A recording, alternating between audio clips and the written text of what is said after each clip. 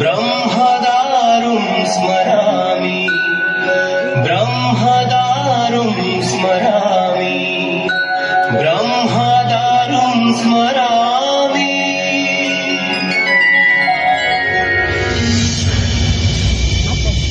1553 मसीहा दिल्लीर शासक थिले मोगल सम्राट अकबर। तांकर साम्राज्यवाद नीति आगरे गोटिए परे गोटिए राज्य मोगल शासनाधीन हेउथिला।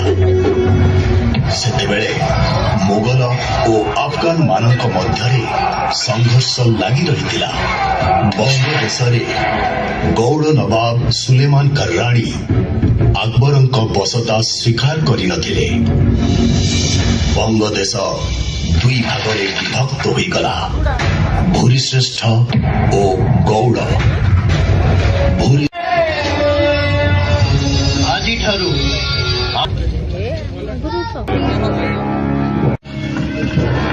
सी भी चिंतार अच्छा तेणु स्थिर कले आ विलंब करिया उचित नुहे। ए भूरिश्रेष्ठ राजा रुद्र नारायण आपण सहित अच्छी। सुलेमान करणी सहित युद्ध हेले आम मिलित बाहिनीर सेनापति हब कि?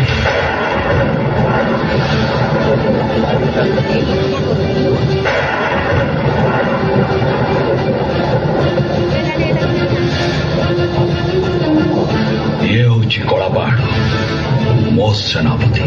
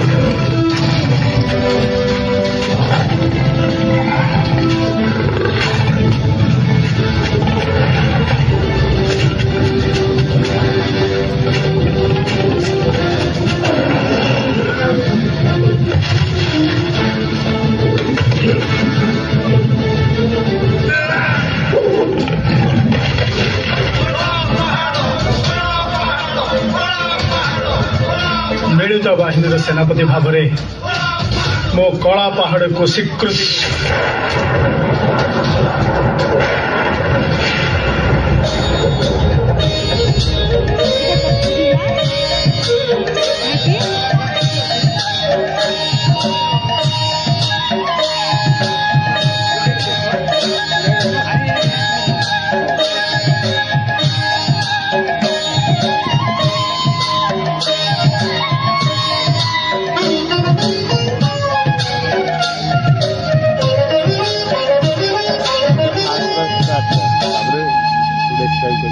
हे महाबाहु आपण कलिंगर सम्राट मु तो आपण राउत।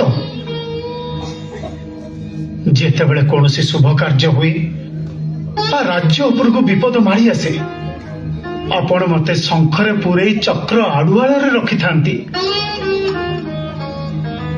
आज सेमिति गोटे गुरुत्वपूर्ण निष्पत्ति नेबा पई जाउची। कलिंग प्रति विपद होउची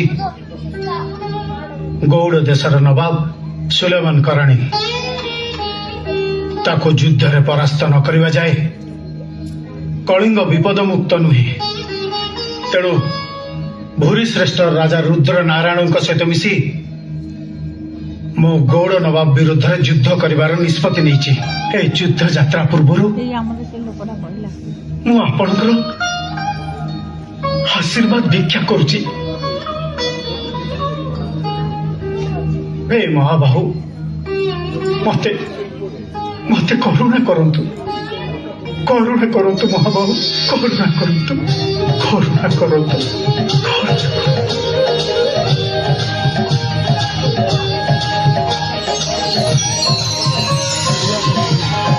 जय जगन्नाथ नियंतु मणिमा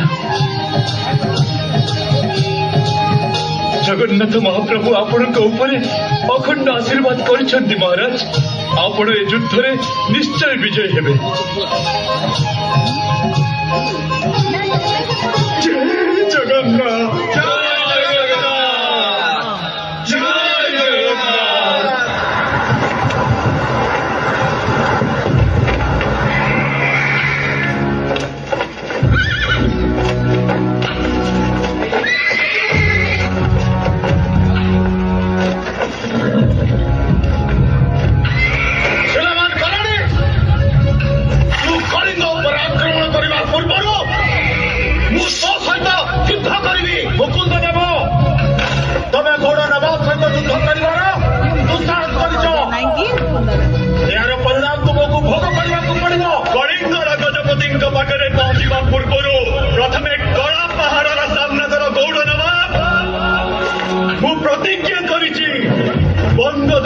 माटी ऊपर कौन मुगल की अफगान पाद रखा देवी नहीं सैन्य माने आक्रमण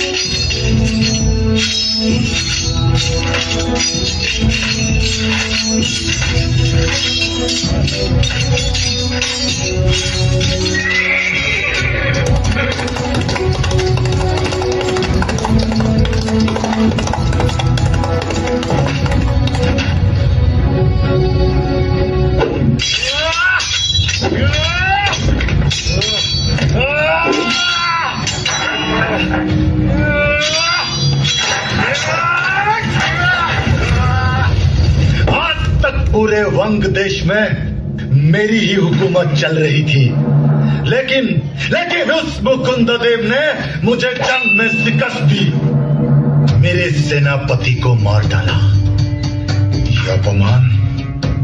ये अपमान मु केबे भी भूली भी नहीं। रामचंद्र भंज केबे भी नुह मु यार प्रतिशोध ने भी आपण को सहित मु अच्छी आपण जदि कलिंग आक्रमण करती तेबे सामंत राजा मान सहित मु आपण को साहाय्य करी। कुछ नहीं होगा रामचंद्र, कुछ नहीं, क्योंकि उनकी ताकत है काला पहाड़, और जब तक काला पहाड़ उनके साथ है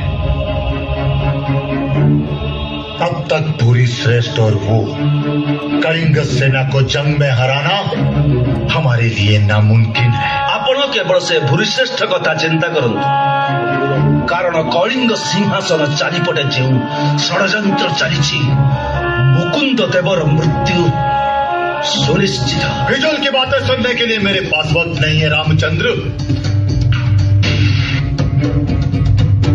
कलिंग सिंहासन दखल करिया भाई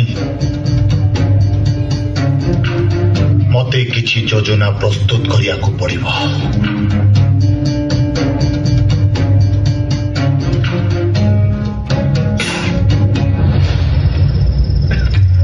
शाबाश कह पहाड़, शाबाश। तुम वीरत्व मते मुग्ध करिछि कला पहाड़। सेदि भाई ए बंगदेशरे थिबा 7 ग्रामर दायित्व मु तुम हातरे देउछि। कलिंग गजपतिଙ୍କର ଏ ଦାନ ମୁଁ ସାରା ଜୀବନ ମନେ ରଖିବି। ଯୁଦ୍ଧରେ ସୁଲେମାନ କରାଣୀ ଶୋଚନୀୟ ଭାବରେ ପରାସ୍ତ ହୋଇଛନ୍ତି, ତେଣୁ ସେ ଆମ ସହିତ ସନ୍ଧି ପ୍ରସ୍ତାବରେ ସ୍ୱାକ୍ଷର କରିବାକୁ ବାଧ୍ୟ। କଳା ପାହାଡ଼, ତୁମେ ଆମ ପକ୍ଷରୁ ସନ୍ଧି ପ୍ରସ୍ତାବ ନେଇ ସୁଲେମାନ ପାଖକୁ ଯିବ। ମୋର ବିଶ୍ୱାସ ସେ ସ୍ୱାକ୍ଷର କରିଦେବ। ଯଦି ସ୍ୱାକ୍ଷର ନ କରେ ତାର ଜବାବ ମୋର ଦରବାରୀ ଦବ। ସେ ବିଶ୍ୱାସ ମୋର ଅଛି।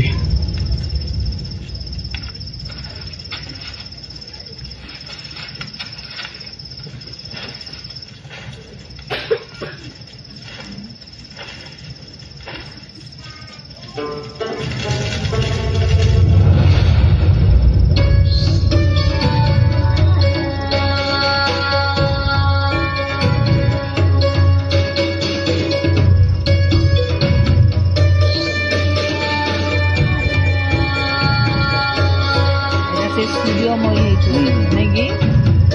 ସୂର୍ଯ୍ୟମୟୀ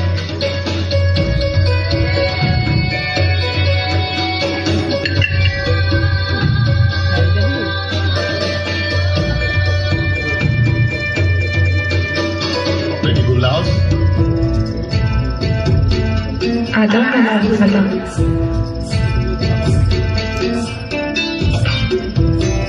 अब्बाजान आप यहाँ इस वक्त? माशाअल्लाह। बेटा गुलनाज, हम आपके कंधे पे एक बहुत बड़ी जिम्मेदारी सौंपना चाहते हैं, निभाओगी? जरूर अब्बाजान। बहुत खूब। कलिंग और भूरिश्रेष्ठ मिलित सेना बाहिनी रे गोटे शक्तिशाली सेनापति अच्छी, जाना हूँ कला पहाड़। केवल तारी पाई आज आम युद्ध में पराजय स्वीकार करिछु। मुझे खबर मिली है वो दोस्ती का पैगाम लेकर हमारे पास आ रहा है। अब आमको आमर सेना बाहिनी को शक्तिशाली करिया पाई राजीव लोचन उर्फ कला पहाड़ दरकार। जी अब्बाजान। हमें आपसे यही उम्मीद थी।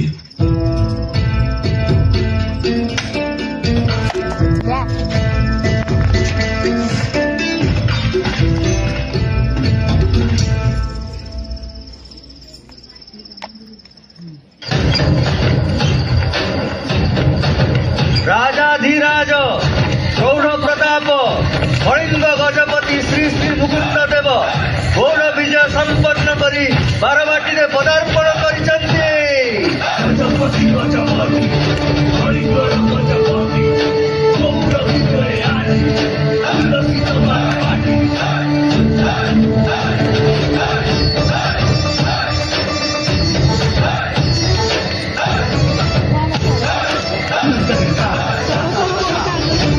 विजय पाई मु आपन को स्वागत करुछि महाराज। ए विजय अमर नुहे महाराणी, महाप्रभु जगन्नाथଙ୍କର विजय। गजपति मुकुंद देवकर, गजपति मुकुंद देवकर, गजपति मुकुंद देवकर। आज आम युद्ध जयलाभ कर फेरीचु। ए उत्सव आम समस्त मिसी पालन करिबा। विजय उत्सव आयोजन कर।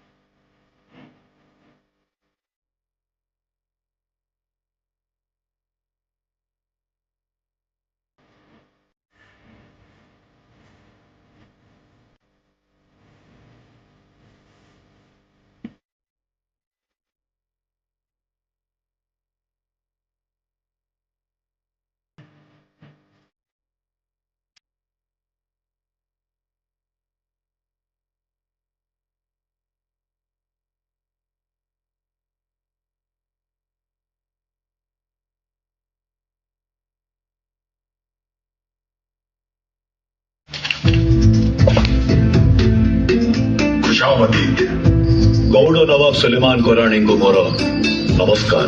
खुशामदीद काला पहाड़।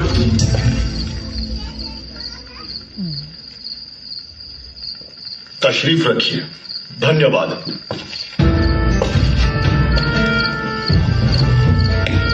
तुमको एठी देखी मते बहुत खुशी लगुच कड़ा पहाड़।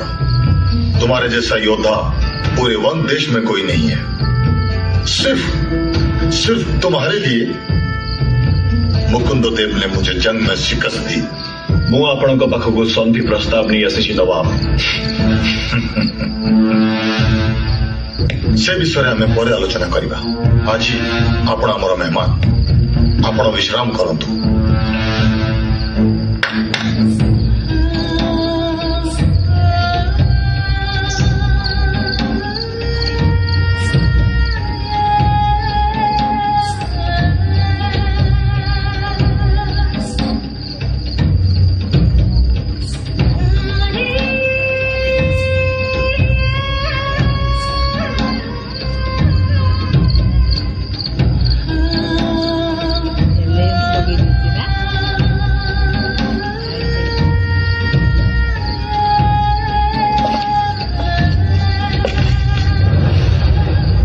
ये मेरी प्यारी बेटी गुलनाज। बेटी गुलनाज। जी अब्बाजान। मेहमान का अच्छे से ख्याल रखना। जी।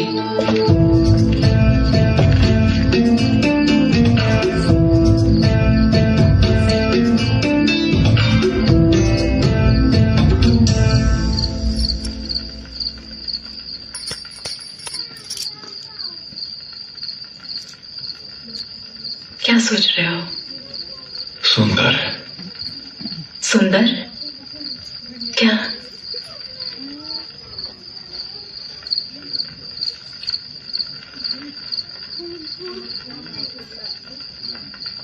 ଗୋଲାପ ଫୁଲଟି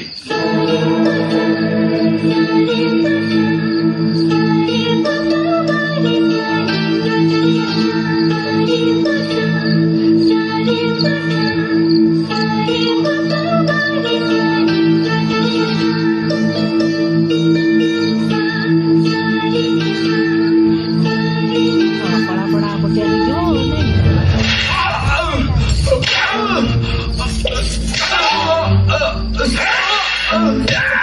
ସାମନ୍ତ ରାଜା ହେଇ ଗଜପତିଙ୍କ ବିରୁଦ୍ଧରେ ଷଡ଼ଯନ୍ତ୍ର କରିବାର ପରିଣାମ ଜାଣିଥିଲେ ଆଜି ତମର ଏ ଅବସ୍ଥା ହେଇନଥାନ୍ତା।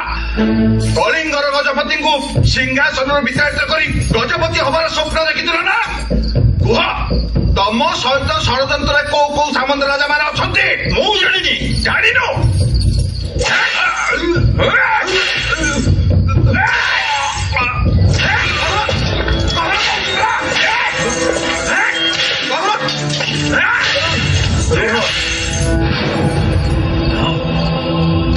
रघुराम जना को हत्या करी तमे सिंहासन पाइगल बोली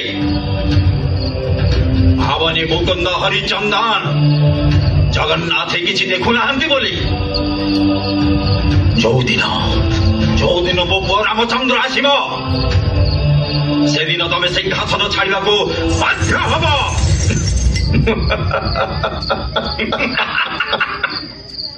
ରାମଚନ୍ଦ୍ର ଆସିବ? रामचंद्र आसबनी से मृत। तमे मिछ कौच मो पुओ बनी न पारे तो पुओ बनी न पारे। ତମ ପୁଅ ମରିଯାଇଛି। किए किए किए ताकू मारिछि? मु मो निज हाथरे ताकू हत्या करछि। मूर्ख बंजाओ।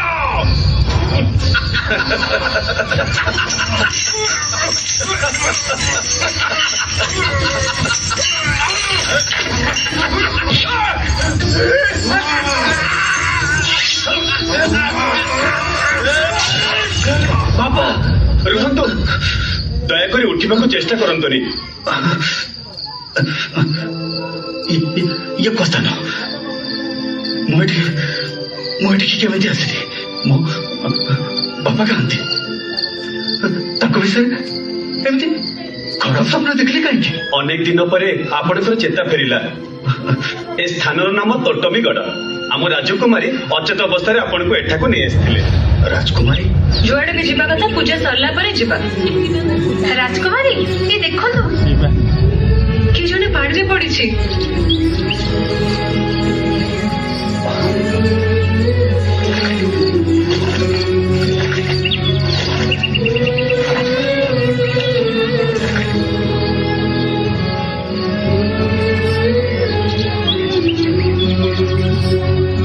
ये तो बंची चंदी चला को गोड़ को नहीं जीवा। हाँ हाँ ठीक कथा।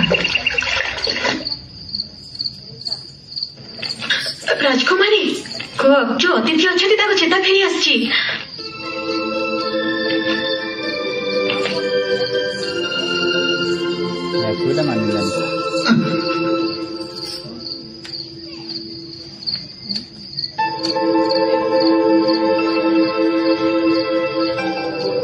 जगन्नाथ कृपार आपणकर चेता फेरी आसला। आपण अचेत हुई नदी कूल पड़ी थिले। କିନ୍ତୁ ମୋ ବାପା ବିପଦରେ ପଡ଼ିଛନ୍ତି। ମୁଁ ତାଙ୍କ ପାଖକୁ ଯିବି।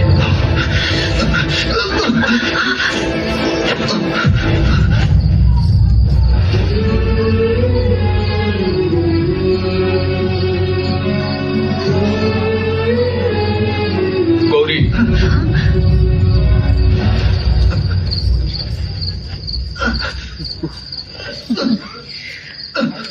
बापा तांका देह संपूर्ण भल हैनी किंतु सेठु जीवा पई कहउचंती। ତୁମକୁ ଦେଖିଲେ ଲାଗୁଛି ତୁମେ କୌଣସି ରାଜ ପରିବାରର ପିଲା।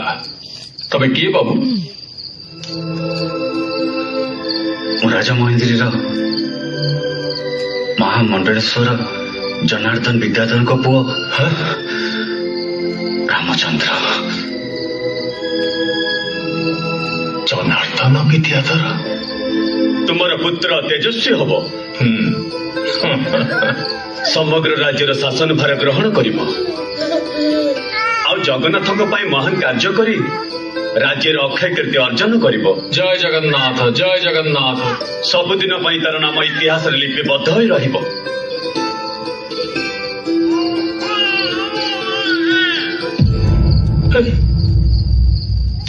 ये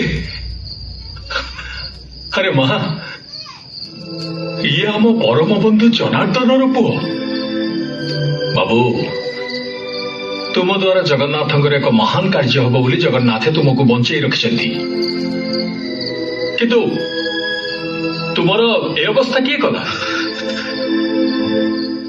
मुकुंद देव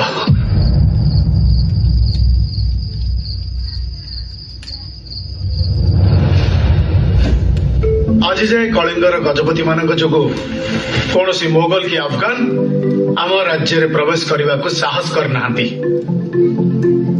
गोटे पटे अकबर विस्तारवादी नीति अन्य पटरे बंगदेशर अफगानी मानकर कलिंग विजय करिवार लालसा आगे कलिंगर गजपति मान को विपदर सम्मुखीन होगा पड़ी था।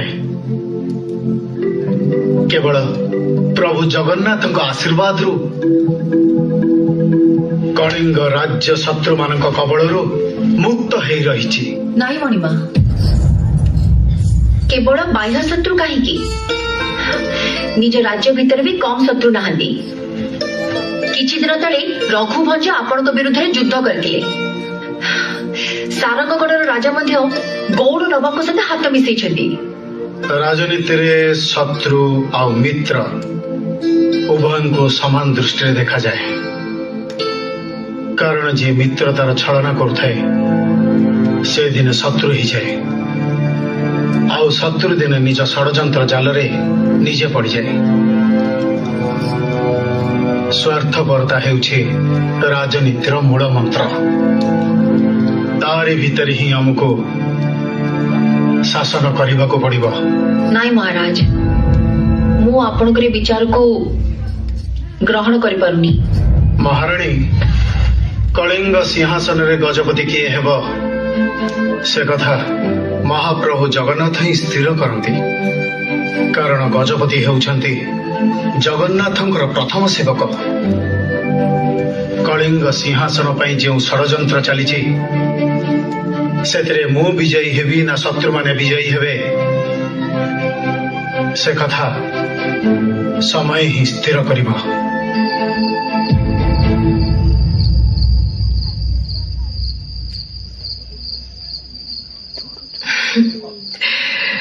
आज चांद बहुत सुंदर लग रहा है ना? तुमठू सुंदर नुहे। मिछ कहबाटा तुमर गोटे अभ्यास।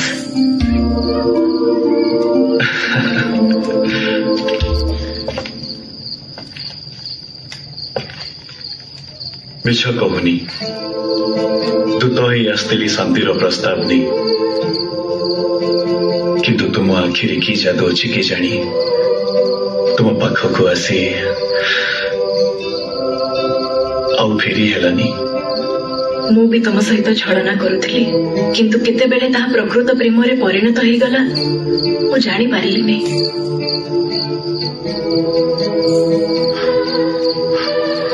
सतरे ठहर जा नजर मैं जी भर के तुझे देख लूं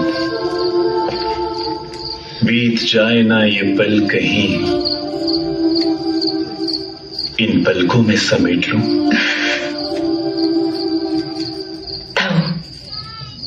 शायर जदि एमती भल पाउच ताले सबुदिन निज पाखे कहीं रखी दो ना।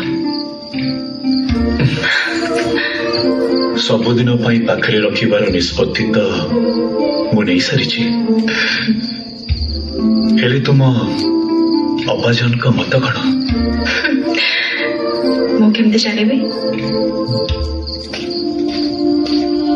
ये सब क्या हो रहा है?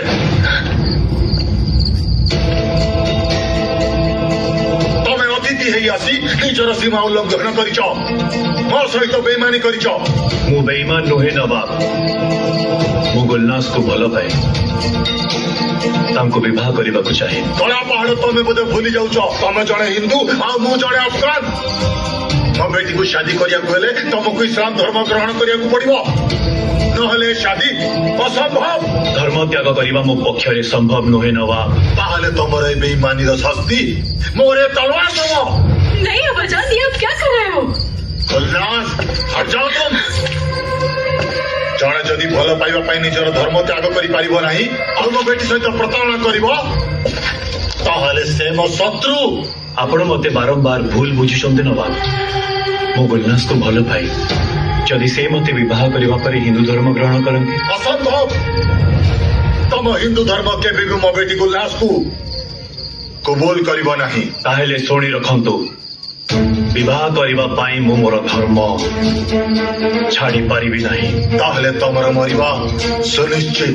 सिपाहियों कला पहाड़ को नहीं बंदी खाना रे बंदी कर दियो।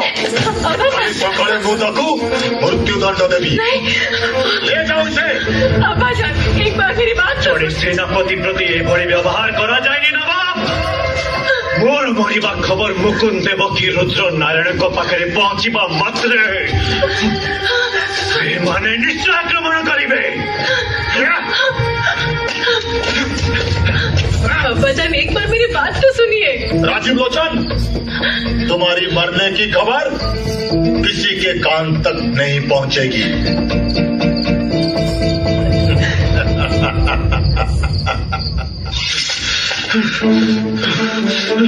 पते बंदी करी तमे ठीक करना सुलेमान करने यार परिणाम भयंकर हबा।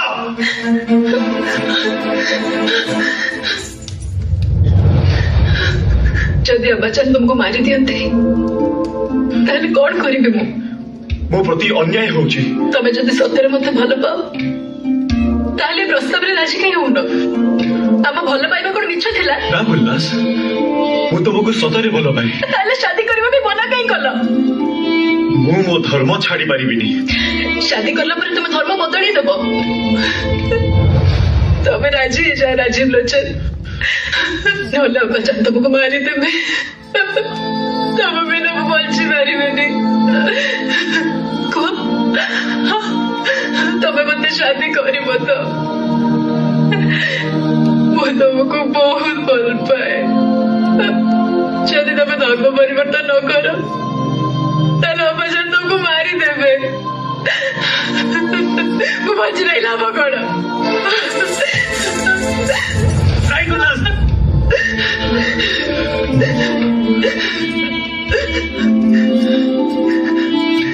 मु ए प्रस्ताव रे राजी।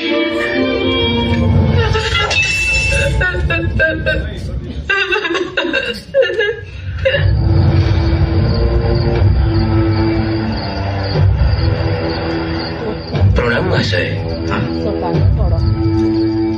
मु आपण ପାଇଁ କିଛି ଖବର ନେଇ ଆସିଛି। ମୋ ବାପାଙ୍କ ଦେହ କେମିତି ଅଛି? ମୁକୁନ୍ଦ ଦେବ ଆପଣଙ୍କ ବାପାଙ୍କୁ ବନ୍ଦିଶାଳାରେ ହତ୍ୟା କରିଛନ୍ତି।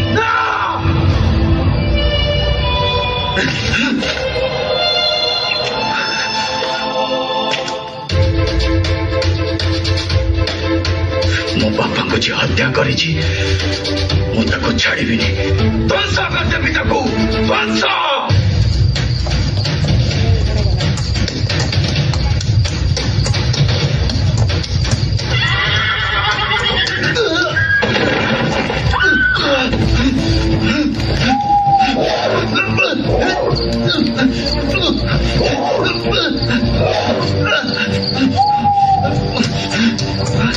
ଛାଡ଼ ମତେ। ଝଡ଼କୁ ଅଟକିବା ପାଇଁ ଚେଷ୍ଟା କରନି, ନହେଲେ ସମସ୍ତେ ଛାଟକାର ହେଇଯିବ। ମତେ ଯିବାକୁ ଦିଅ। ଛାଡ଼।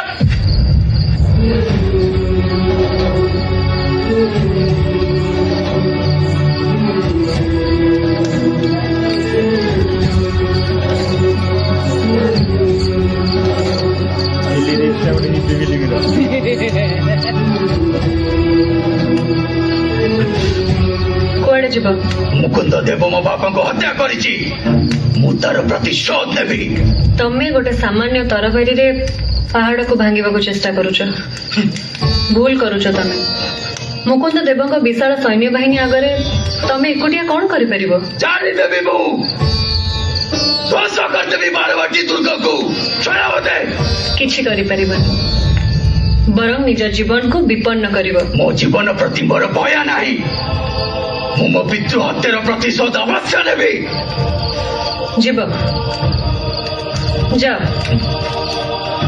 ଛାଡି ଦିଅ ତାଙ୍କୁ। କିନ୍ତୁ ଗୋଟେ କଥା ମନେ ରଖ, ମୁକୁନ୍ଦ ଦେବଙ୍କ ସୈନ୍ୟବାହିନୀ ତମକୁ ଛାଡିବେନି। ଯଦି ମରିବାକୁ ଚାହୁଁଛ ତାହେଲେ ଯାଅ। ତାହେଲେ ମୁଁ କଣ କରିବି? ମୋ ବାପାଙ୍କ ମରିବା ଖବର ଶୁଣିଲା ପରେ ବି ମୁଁ ଚୁପଚାପ ରହିବି? ଦୁଃଖରେ ଭାଙ୍ଗି ନ ପଡିବା ଆଉ ସୁଖରେ ଆତ୍ମହରା ନ ହବା ସ୍ଥିତ ପ୍ରଜ୍ଞର ଲକ୍ଷଣ। ମୁକୁନ୍ଦ ଦେବଙ୍କ ସହ ଲଢିବା ପାଇଁ ସୈନ୍ୟବାହିନୀ ଦରକାର, ଆଉ ସେଥିପାଇଁ ସମୟ ଲାଗିବ। ଆଉ ସେ ସମୟ ଯାଏଁ ତମକୁ ଅପେକ୍ଷା କରିବାକୁ ପଡିବ। କେତେ ସମୟ ମୁଁ ଅପେକ୍ଷା କରିବି? ମୋ ବାପାଙ୍କ ମୃତ୍ୟୁକୁ ମୁଁ ସହିପାରିବିନି। ଆଉ ତମ ମୃତ୍ୟୁକୁ ବି ମୁଁ ସହିପାରିବିନି।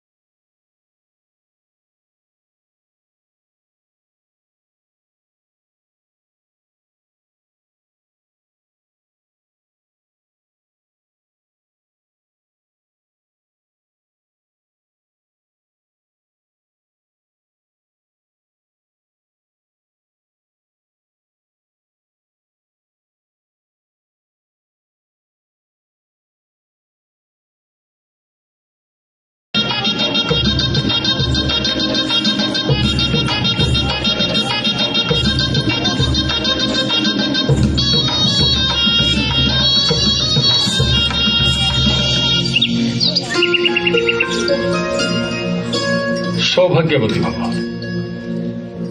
ଦୀର୍ଘାୟୁ ହବ। ରାମଚନ୍ଦ୍ର ଦେବ, ଆଜିଠାରୁ ତୁମେ ମୋର ଜାମାତା ନୁହେଁ, ପୁତ୍ର। ତମର କ୍ଷମତାକୁ ଫେରିବା ପାଇଁ ମୁଁ ଯଥାସାଧ୍ୟ ଚେଷ୍ଟା କରିବି। ଆଜି ଏଠି ସମସ୍ତଙ୍କ ସମ୍ମୁଖରେ ବାକ୍ୟ ରଖୁଛି, ତୁମେ ହିଁ ହବ କଳିଙ୍ଗର ଗଜପତି।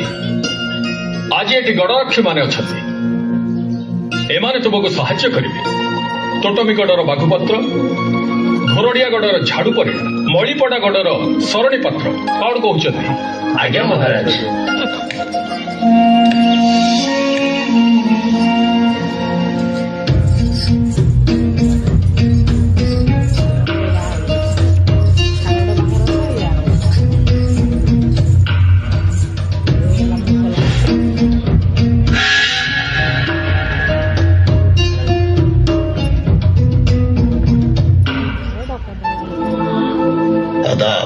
निकाह की रस्म पूरी की जाए।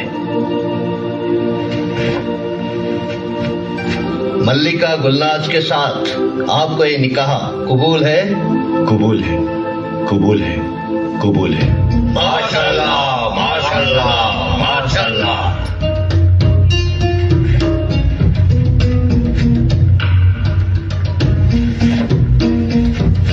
आपको ये निकाह कबूल है?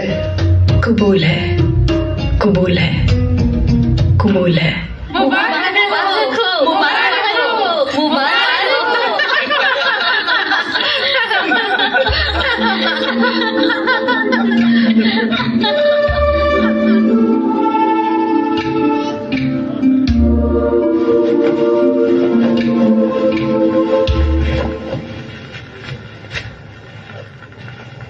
आओ।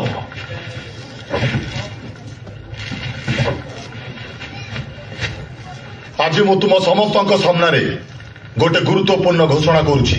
ରାଜୀବ ଲୋଚନ, ଯାହାକୁ ତୁମେମାନେ କଳା ପାହାଡ଼ ବୋଲି ଜାଣିଛ, ସେ ଆଜିଠାରୁ ନିଜର ନାମ ଆଉ ଧର୍ମ ପରିବର୍ତ୍ତନ କରି ମୋ ବେଟି ଗୁଲନାଜକୁ ବିବାହ କରିଛନ୍ତି।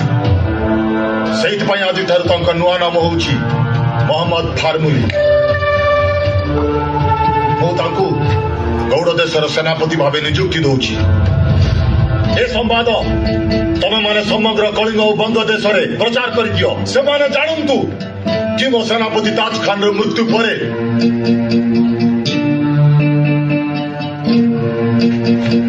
ମୋ କଳା ପାହାଡ଼କୁ ନିଜର ସେନାପତି କରିଛି।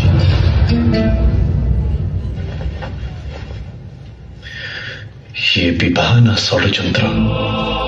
मत लगुच षड्यंत्र जाल बुझीगली। କଣ କହୁଛ ତୁମେ ରାମଚନ୍ଦ୍ର ଭଞ୍ଜ? ମୁଁ ଠିକ କହୁଛି ମହାରାଜ।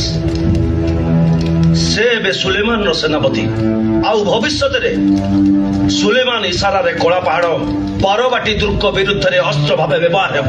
ସୁଲେମାନ ଆମ ଶକ୍ତିକୁ ଭାଙ୍ଗିବା ପାଇଁ ଷଡ଼ଯନ୍ତ୍ର କରିଛନ୍ତି, ଆଉ କଳା ପାହାଡ଼ ସେ ଆମ ସହିତ ବିଶ୍ୱାସଘାତକତା କରିଛି।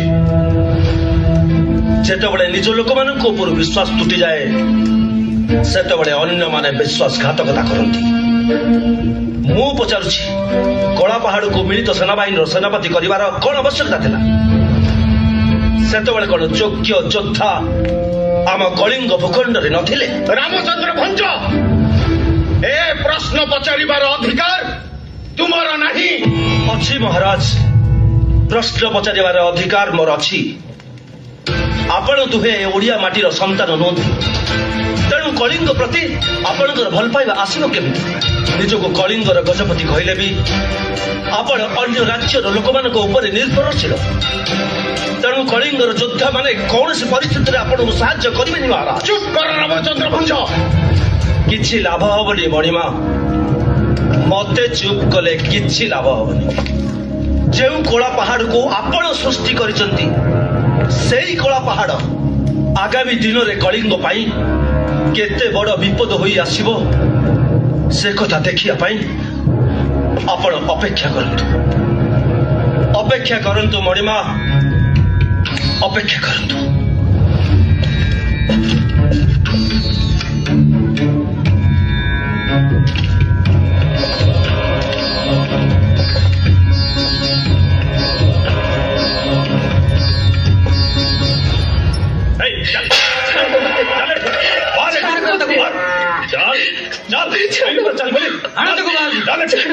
ଏଠୁ ବାହାର ମୋର ଅପରାଧ କଣ? ତମେ ମାନେ ସମସ୍ତେ କଣ ପାଇଁ ମୋ ଘରୁ ମତେ ବାହାର କରି ଦଉଛ? ଅପରାଧ କଣ ବୋଲି ପଚାରୁଛୁ? ପୁଅ ବ୍ରାହ୍ମଣ ଘରେ ଜନ୍ମ ହେଇ ଜାତି ହାରିଲା, ଆଫଗାନୀ ଝିଅକୁ ବାହା ହେଲା, ସମସ୍ତେ ତାକୁ ଛି ଚାକର କରି କହୁଛନ୍ତି। ଆଲୋ ହେ, ତୁ ତା ମା ନା ନାହିଁ? ମୁଁ ତ ତାକୁ ଏମିତି କରିବାକୁ କହିନଥିଲି। ଆରେ ତୁ କଣ କହିଥାନ୍ତୁ? ଯେତେବେଳେ ତୋ ପୁଅ ସେନାପତି ହେଲା ଆମ ମାନଙ୍କ ଛାତି ଗର୍ବରେ ଫୁଲି ଉଠିଥିଲା। ହେଲେ ଏମିତି ଗୋଟେ ପିଲା ତୁ ଜନ୍ମ କଲୁ ଯେ ସେ ଅଜାତିରେ ପଶିଲା, ଶେଷରେ ସେ ହେରା ଖାଇଲା। ହେରା ତୁ ଏ ଗାଁରୁ ବାହାରି ଯା। ମତେ ବାହାର କରିଦେଲେ ମୁଁ ରହିବି କୋଉଠି? ପୁଅ ପାଖକୁ ଯାଉନୁ, ରାଜମହଲରେ ରହିବୁ। ମୁଁ ସେଠିକି ଯିବିନି। ତାହେଲେ ଗଛ କୂଳେ ଯାଇ ମର। ମତେ ଦୟା କର। ତୁ ଯଦି ଭଲରେ ନ ଯିବୁ ତାହେଲେ ଆମେ ସମସ୍ତେ ତୋ ଘରେ ନିଆଁ ଲଗେଇଦବୁ। ତାକୁ ନେଇ ଗାଁ ବାହାରେ ଛାଡି ଦେଇକି ଆସ।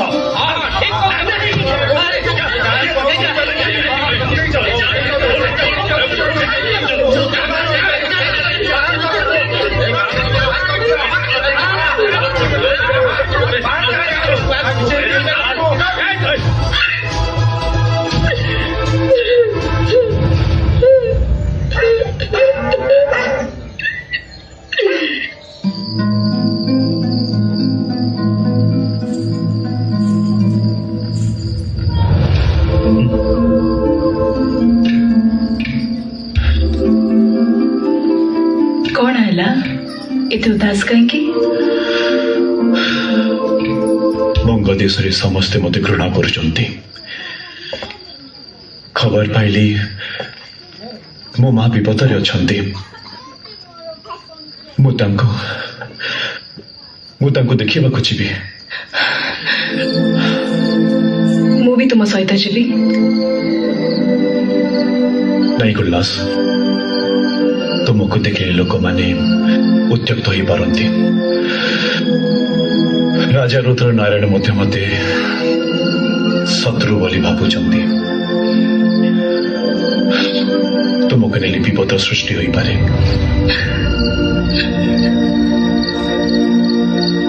ଏସବୁ ମୋ ପାଇଁ ହେଲା। ଯଦି ତୁମକୁ ନିକାହ କରିନଥାନ୍ତି ତୁମେ ଏମିତି କଷ୍ଟ କେବେ ପାଇନଥାନ୍ତ।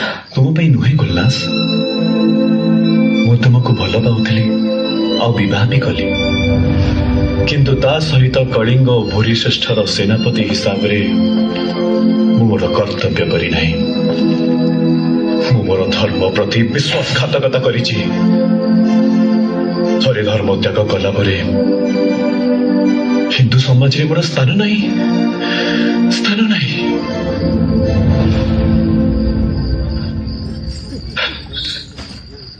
ତାହେଲେ କଣ କରିବ ବୋଲି ଭାବୁଛ? ପ୍ରଥମେ ଗାଁକୁ ଯାଇ ମାଙ୍କୁ ଭେଟିବି। ସେ ଯାହା କହିବେ ମୋତେ ତାଙ୍କ ନିର୍ଦ୍ଦେଶ ପାଳନ କରିବାକୁ ପଡ଼ିବ। କିନ୍ତୁ ମୁଁ ଜାଣେନି ମୋ ମା କୋଉ ଅବସ୍ଥାରେ ଅଛନ୍ତି।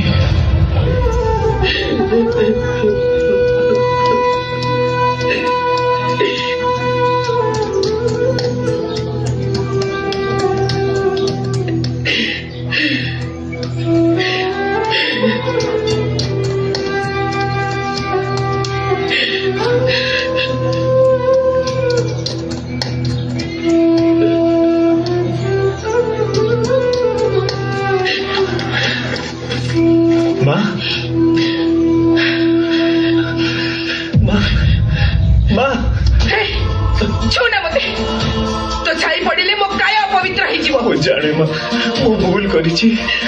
ମୋ ପାଇଁ ତୁମକୁ ଏତେ କଷ୍ଟ ସହିବାକୁ ପଡ଼ିଲା। ମତେ କ୍ଷମା କରିଦିଅ ମା। ମୁଁ ଯଦି ଜାଣିଥାନ୍ତି ତୁ ଏମିତିଆ କାମ କରିବୁ ବୋଲି ତାହେଲେ ମୁଁ ତତେ ଜନ୍ମ ଦେବା ଆଗରୁ ମାରି ଦେଇଥାନ୍ତି। ସବୁ ଭୁଲ ମୋର। ହେଲେ ମା, ତମେ କୁଆଡ଼େ ଯାଉନି।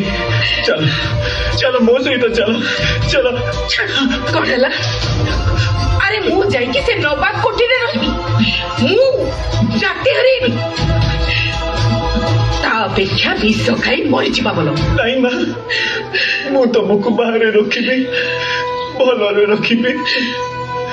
ମୁଁ କୋଉଠି ରହିବିନି, ମୁଁ ବୃନ୍ଦାବନ ଚାଲିଯିବି। ତତେ ଜନ୍ମ ଦେଇ ମୁଁ ଯୋଉ ପାପ କରିଛି ତାର ପ୍ରାୟଶ୍ଚିତ ମୁଁ ନିଶ୍ଚୟ କରିବି। ମୁଁ କଥା କହୁଛି ମା, ମୁଁ ପୁଣି ହିନ୍ଦୁ ଧର୍ମକୁ ଫେରି ଆସିବି, ସବୁ ଛାଡ଼ିଦେବି। ମୋର ସେ ସେନାପତି ପଦ ଦରକାର ନାହିଁ। ହେଲେ ତତେ ତ ହିନ୍ଦୁ ଧର୍ମ ଫେରେଇବ କିଏ?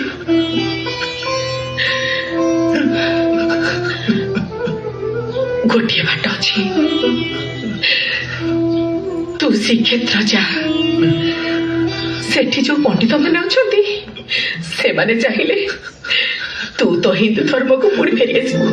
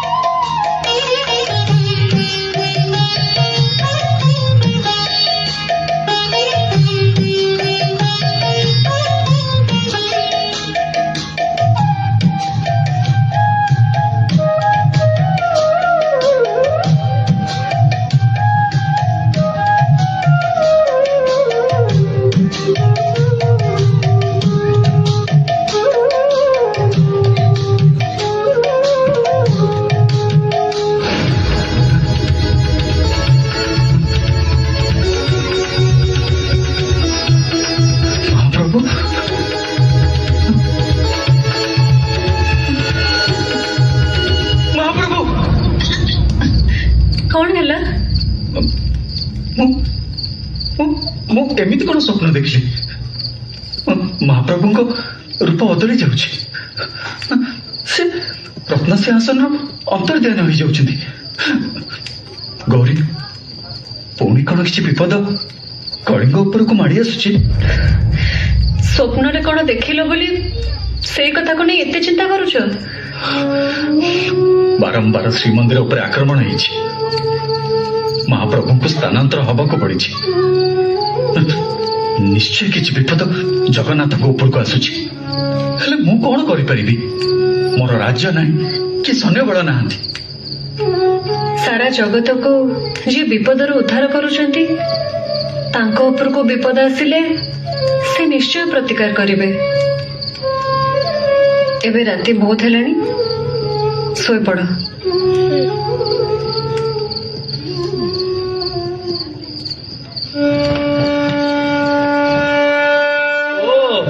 ତମେ ସେଇ କଳାଚାର ଜାତିରେ ବ୍ରାହ୍ମଣ ଗୋଟେ ଆଫଗାନ ଝିଅକୁ ବିବାହ କରି ତମେ ତମର ଧର୍ମ ପରିବର୍ତ୍ତନ କରିଛ, ତମକୁ ଲାଜ ଲାଗୁନି?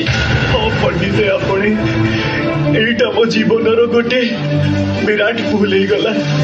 ସେଥିପାଇଁ ମୁଁ ଅନୁତପ୍ତ। ମୁଁ ପୁଣି ମୋର ଧର୍ମ ଭିତରକୁ ଫେରି ଆସିବାକୁ ଚାହେଁ। ମୁଁ ମୋହମ୍ମଦ ପାପଳି ନୁହେଁ, ରାଜୀବ ଲୋଚନ ରାୟ। ତମେ ଗଜପତିଙ୍କ ସହ ବିଶ୍ୱାସଘାତକତା କରିଛ, ଧର୍ମ ଛାଡ଼ିଛ, ହେଡେ ଖାଇଛ, ନିଜ କାୟକୁ ଅପବିତ୍ର କରିଛ, ତାପରେ କହୁଛ ନିଜ ଧର୍ମକୁ ପରିବର୍ତ୍ତନ କରିବ। ଥରେ ଶରୀର ଅଶୁଦ୍ଧି ହେଲା ପରେ ପୁଣି ଶୁଦ୍ଧି ହବ କେମିତି?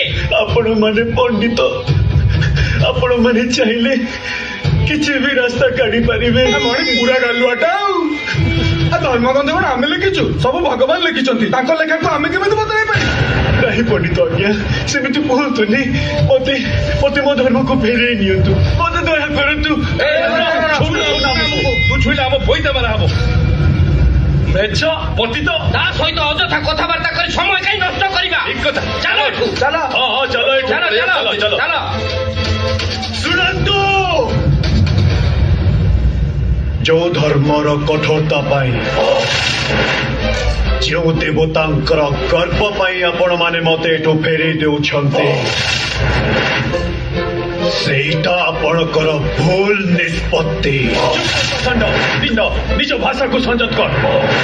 ବୁଝିଲୁ ମଣି, ହିନ୍ଦୁ ଧର୍ମଟା ଗୋଟେ ଗାଈ ଗୋଠ ନୁହେଁ ଯେ ଯିଏ ଯେତେବେଳେ ଚାହିଁବ ଗୋଠରୁ ଚାଲିଯିବ, ପୁଣି ବୁଲି ବୁଲି ଗୋଠରେ ଆସି ମିଶିଯିବ। ବୈଦିକ ସନାତନ ଧର୍ମ ଇଏ, ୟାକୁ ଅପବିତ୍ର କରିବାର ସାହସ କାହାର ବି ନାହିଁ। ମୁଁ ଅପବିତ୍ର କରିଦେବି।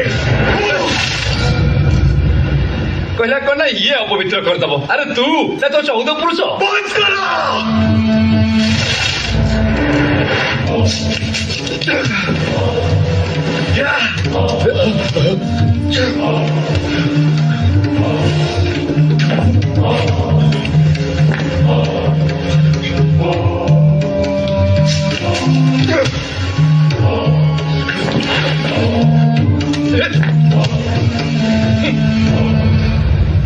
ପ୍ରତିଜ୍ଞା କରିଥିଲେ ଆଉ ତରବାରୀ ଧରିବି ନାହିଁ। ଆଜି ଆପଣମାନେ ମତେ ପୁଣି ତରବାରୀ ଧରିବାକୁ ବାଧ୍ୟ କରିଦେଲେ। ହେ ପଣ୍ଡିତ ମାନେ, ମୁଁ ତୁମମାନଙ୍କ ଆଗରେ ପ୍ରତିଜ୍ଞା କରୁଛି, ତୁମର ଗର୍ବ ଅହଙ୍କାରକୁ ମାଟିରେ ମିଶେଇ ଦେବେ। ତୁମ ଧର୍ମର ମୂଳୋତ୍ପାଟନ କରି ବଙ୍ଗୋପସାଗରରେ ଫିଙ୍ଗି ଦେବେ। ଗୋଟିଏ ବି ଦେବାଦେବୀ ମନ୍ଦିର ରହିବ ନାହିଁ, ସବୁ କିଛି ଧ୍ୱଂସ କରିଦେବେ।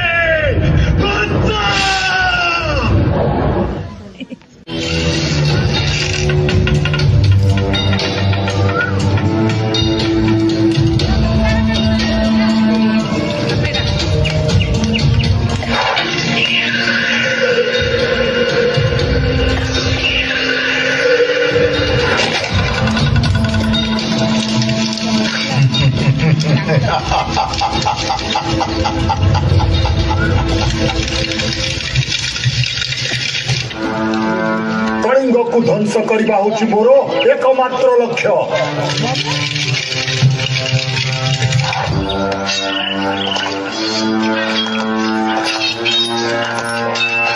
ମୁଁ ଭଲ ଭାବରେ ଜାଣିଥିଲି ହିନ୍ଦୁ ଧର୍ମ ତୁମକୁ ଏତେ ସହଜରେ ଗ୍ରହଣ କରିବ ନାହିଁ।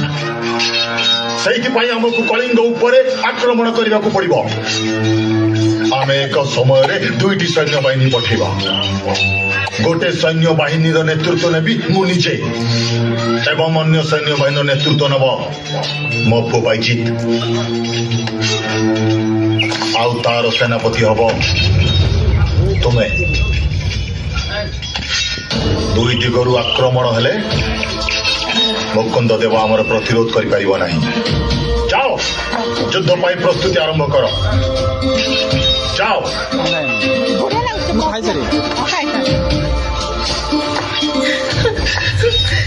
ନାଇଁ କଳାଚାନ୍ଦ, ତମେ ଭୁଲ କରୁଛ କଳାଚାନ୍ଦ।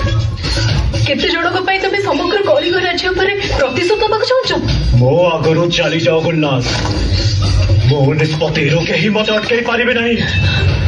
ମୁଁ ଜଗନ୍ନାଥ ମନ୍ଦିରକୁ ଭାଙ୍ଗି ମାଟିରେ ମିଶେଇ ଦେବି।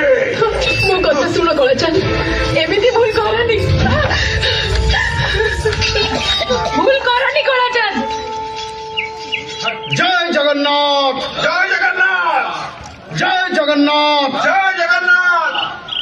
ଯୋଉ ରାଜ୍ୟର ରାଜା ସ୍ୱୟଂ ଜଗନ୍ନାଥ, ତାଙ୍କୁ କୌଣସି ଶତ୍ରୁ କେବେ ପରାସ୍ତ କରି ନପାରେ, ଆଜି ଜଣେ ବିଶ୍ୱାସଘାତକ ହିନ୍ଦୁ ଆଫଗାନ ମାନଙ୍କ ସହିତ ମିଶି ଆମ ସହିତ ଯୁଦ୍ଧ କରିବା ପାଇଁ ଆସିଛି।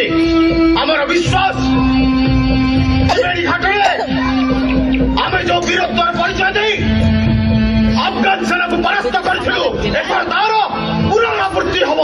କାରଣ କଳିଙ୍ଗକୁ ପରାସ୍ତ କରିବାର ଅର୍ଥ ମହାପ୍ରଭୁ ଜଗନ୍ନାଥଙ୍କ ଗୌରବକୁ ମାଟିରେ ମିଶାଇ ଦେବା ସହିତ ସମାନ। ଆମ ସହିତ ସ୍ୱୟଂ ଜଗନ୍ନାଥ ଅଛନ୍ତି।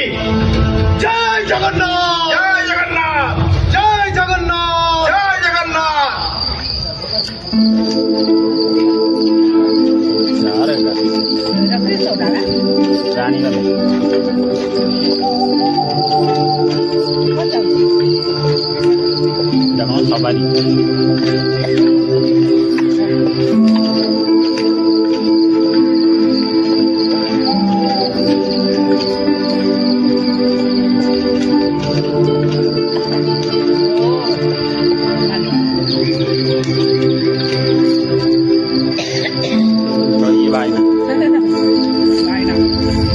ପରୀକ୍ଷା ଦିବ୍ୟସିଂହ ପଟ୍ଟନାୟକ, ଜୁଆରେ ରାଣୀମା। ଗୌଡ଼ ନବାବ ସୁଲେମାନ କରାଣୀ ଆଉ ତାର ସେନାପତି କଳା ପାହାଡ଼ କଳିଙ୍ଗ ଆକ୍ରମଣ କରିଛନ୍ତି। ଆମର କରଦ ରାଜାମାନେ ଆମ ସହିତ ବିଶ୍ୱାସଘାତକତା କରୁଛନ୍ତି। ତେଣୁ ଗଜପତି ଗୋହିରା ଟିକିରି ଠାରେ ସେମାନଙ୍କୁ ସାମ୍ନା କରିବେ। ଯୁଦ୍ଧର ଫଳାଫଳ କଣ ହେବ ସେ କଥା ତ ପ୍ରଭୁ ଜଗନ୍ନାଥ ଜାଣିଛନ୍ତି। କଳା ପାହାଡ ପ୍ରତିଜ୍ଞା କରିଛି ସେ ଜଗନ୍ନାଥଙ୍କ ମନ୍ଦିର ଭାଙ୍ଗିଦେବ, କିନ୍ତୁ ଜଗନ୍ନାଥଙ୍କ ସୁରକ୍ଷା ଆମ ପାଇଁ ସବୁଠୁ ବଡ ପ୍ରଶ୍ନ। ଆପଣ ଯାହା ନିର୍ଦ୍ଦେଶ ଦେବେ ତାକୁ ପାଳନ କରିବା ପାଇଁ ଏ ସେବକ ସବୁବେଳେ ପ୍ରସ୍ତୁତ ଅଛି ରାଣୀମା। ତୁମେ ମହାପ୍ରଭୁଙ୍କୁ ଶ୍ରୀମନ୍ଦିରରୁ ସ୍ଥାନାନ୍ତର କରି ଚିଲିକା ଭିତରକୁ ନେଇଯାଅ। ଜୁହାର ରାଣୀମା। ଜୟ ଜଗନ୍ନାଥ, ଜୟ ଜଗନ୍ନାଥ।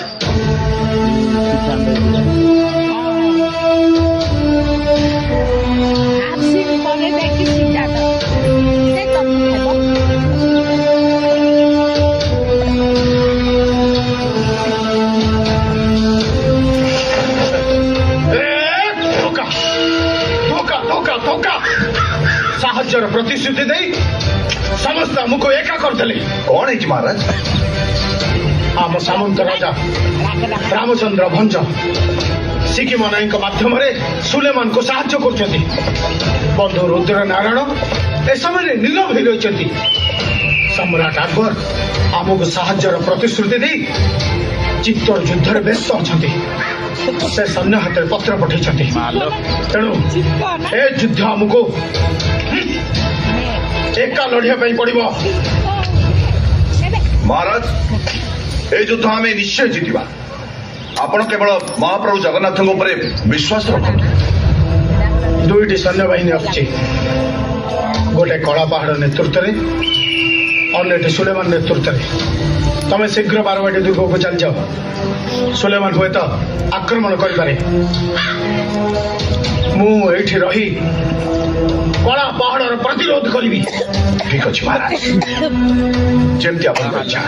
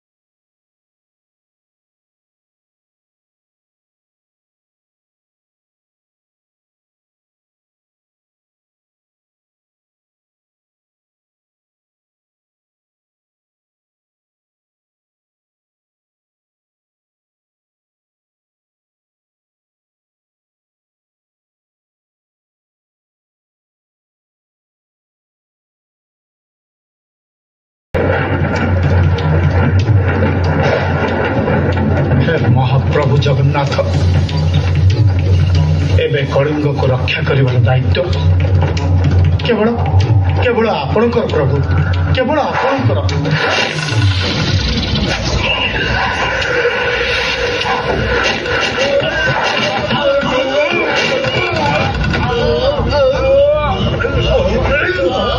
कलिंग को रक्षा करिब तमे तेलिंगा मुकुंद देव। विश्वासघातक रामचंद्र भट्ट मोर मोर राजा है। अफगान मानव सहित हाथ मिली तमे तमे कड़ा पहाड़ को निमंत्रण करिछ कलिंग को आक्रमण करिया पाई विश्वासघातक विश्वासघातक तमे मुकुंद देव गजपति रघुराम चेला को हत्या करी तमे तमे कलिंग सिंहासन अख्तियार करिछ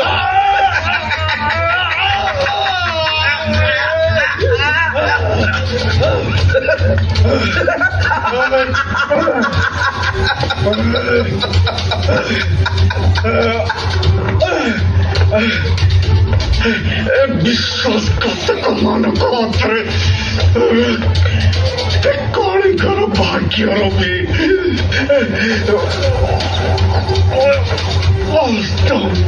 अस्तमित गला जय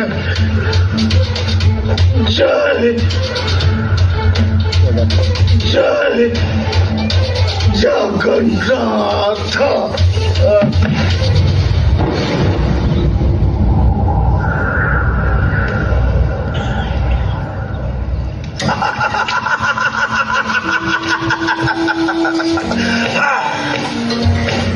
আজি ঠাରୁ ମୁଁ କଳିଙ୍ଗର ଗଜପତି ଗଜପତି ରାମଚନ୍ଦ୍ର ଭଞ୍ଜ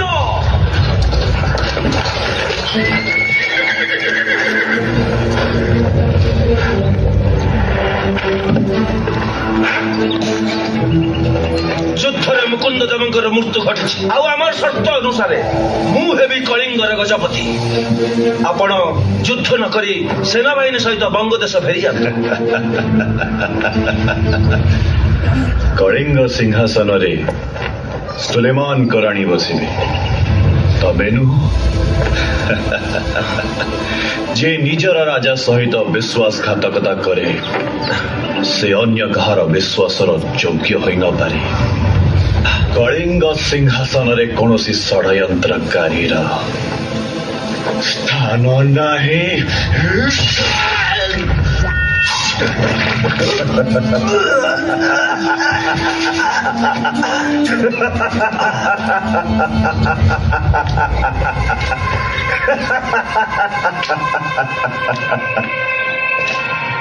আজি ଠାରୁ କଳିଙ୍ଗରେ ଆଫଗାନ ଶାସନ ଆରମ୍ଭ ହେଲା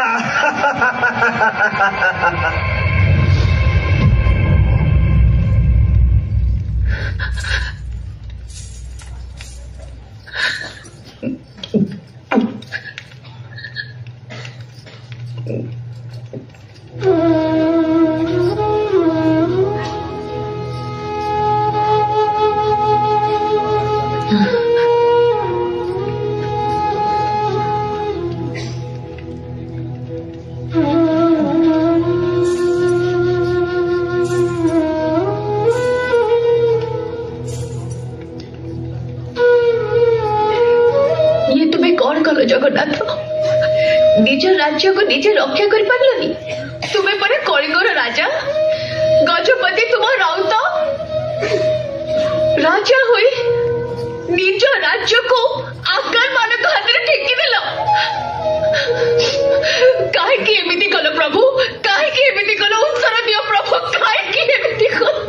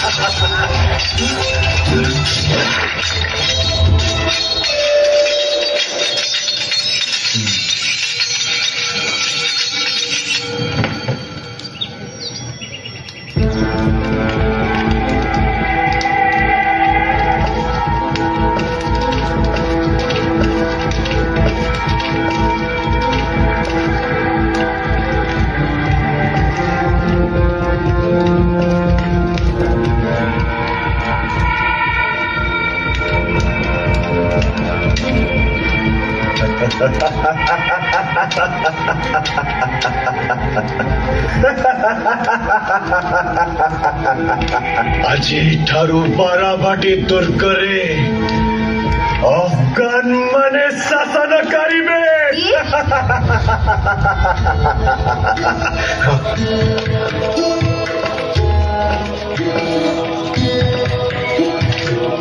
ଓ ତୁମେ ତାହେଲେ ସେଇ କଳା ପାହାଡ଼।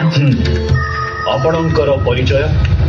ମୁଁ ମୁକୁନ୍ଦ ଦେବଙ୍କ ବିଧବା ରାଣୀ ପଦ୍ମାବତୀ ପାଟ ମହାଦେଇ।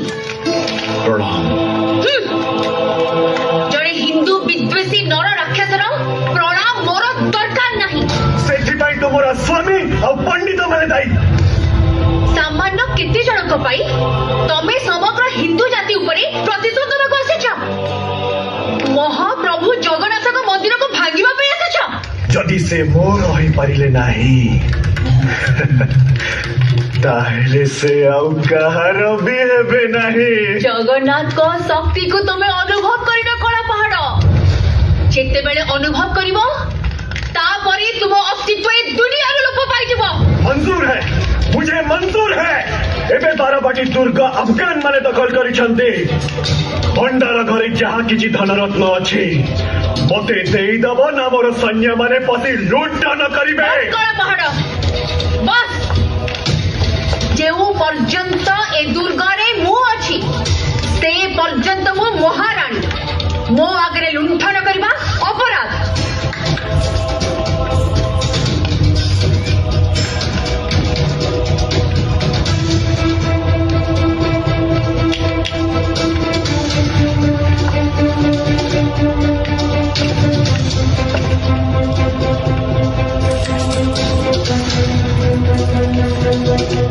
ଏବେ ତୁମେ ମାନେ ଏ ଦୁର୍ଗ ଛାଡି ଚାଲି ଯାଅ।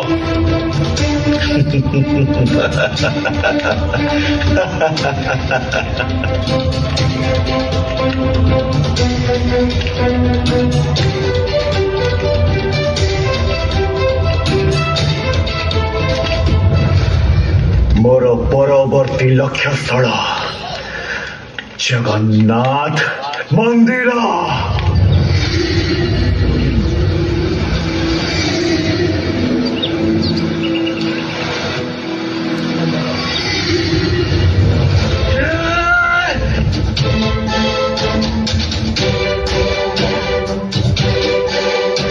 ଆମର ଆକ୍ରମଣର ଖବର ପାଇ ସେବାୟତ ମାନେ ଜଗନ୍ନାଥଙ୍କୁ କୋଉଠି ଲୁଚେଇ ରଖିଛନ୍ତି। ତମେ ଯୋଉଠି ବି ଥାଅ ମୁଁ ତୁମକୁ ଖୋଜି ବାହାର କରିବି। ଜଗନ୍ନାଥ, ମୋ ହାତରୁ ତୁମର ମୁକ୍ତି ନାହିଁ। ତୁମ ଅସ୍ତିତ୍ୱ ସାରା ଜଗତରେ ରଖିବି ନାହିଁ, ରଖିବି ନାହିଁ।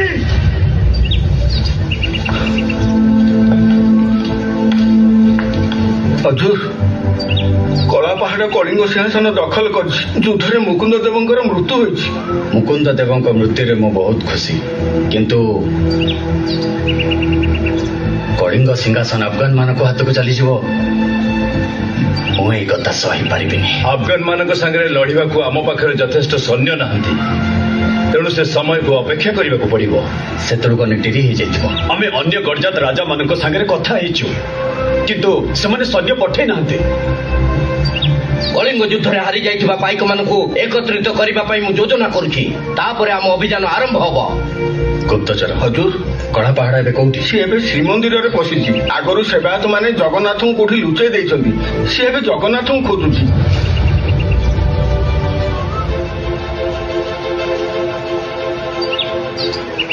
ହେ ପ୍ରଭୁ ଜଗତର ନାଥ ଜଗନ୍ନାଥ, କଳିଙ୍ଗର ଆଶା ଭରସା ତୁମେ। तुमर जदि किछि हेई जाए कलिंगर मेरुदंड भांगिଯିव कड़ा पहाड़र आक्रमण कलिंग को रक्षा कर जगन्नाथ तुम्हें निजको निजे रक्षा कर प्रभु तुम्हें निजको निजे रक्षा कर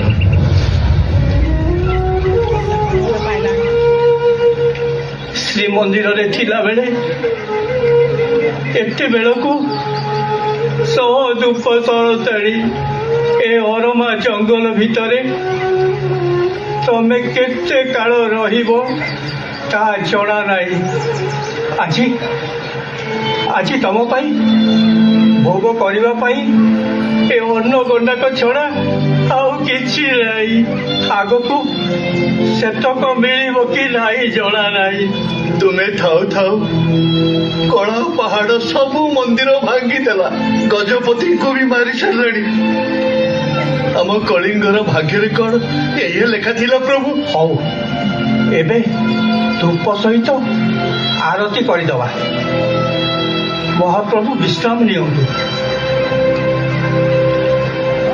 ଭିତରେ ଗୋଟେ ରଖିଦେଇଛନ୍ତି ତାଙ୍କୁ ନେଇ जगन्नाथ कोठी रही तमे जानिच दान पात्र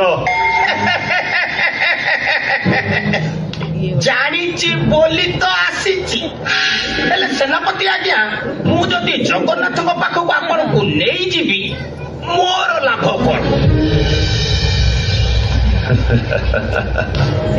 जदि तमे मते जगन्नाथ पाखरे पहुंची दियो ताहेले मु तुमको पुरस्कार देवी एबे तमे कोक्कलगढ़र नायक अछ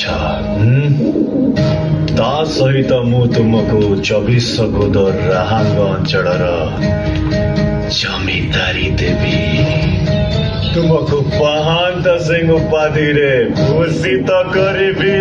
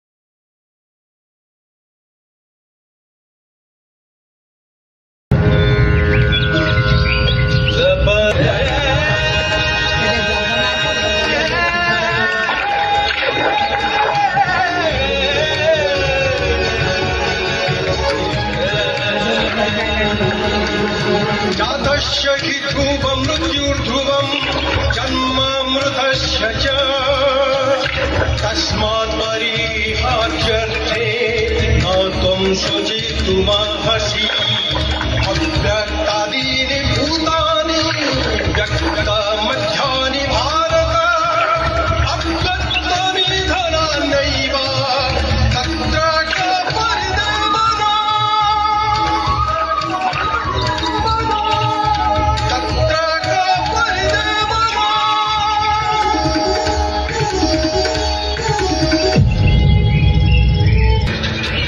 सर्वशक्तिमान जगन्नाथ ताहले निजको रक्षा करने चेष्टा कर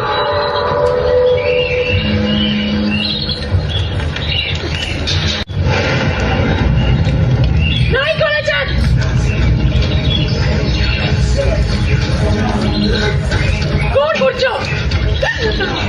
चुप करो गुल्लू। ଏମିତି ଭୁଲ କରନି କଳାଚା କଣ କରୁଛ ତମେ କଳିଙ୍ଗର ମେରୁଦଣ୍ଡ ମୁଁ ଆଜି ଭାଙ୍ଗିଦେବି। ମୁଁ ଏମିତି ହବାକୁ ଦେବିନି। ମୁକୁନ୍ଦେବ ବହୁ ଚେଷ୍ଟା କରି ତମେ ଏମିତି କରିପାରିବନି। ଗୀତା ଜଗନ୍ନାଥଙ୍କୁ ରକ୍ଷା କରିପାରିଲାନି। ପୋଡ଼ିଦେବି, ଜାଣିଦେବି ଜଗନ୍ନାଥଙ୍କୁ। କଳାଚା ପୋଡ଼ିଦେବି, ତମେ ଭୁଲ କରୁଛ କଳାଚା। ଜାଣିଦେବି। ଏମିତି ଭୁଲ କରନି। ମୋ କଥା ଶୁଣ ମାନ।